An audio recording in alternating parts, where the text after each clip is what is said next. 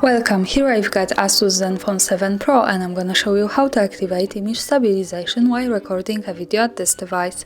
So let's start by tapping on the camera button here to open it, and for now we are in the standard photo mode. Let's change it to the video by using this settings bar and just simply going to the left, so here we are.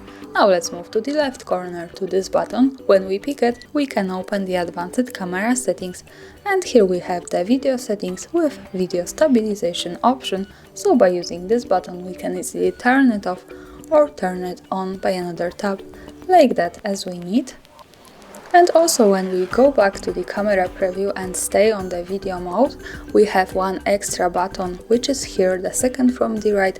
By just one tap here we can turn on hyper steady stabilization, so this is a kind of bonus from the device to stabilize our video better. And as you can see, this is how to turn it on and off by tapping on it. And that's all, thanks for watching, subscribe our channel and leave the thumbs up.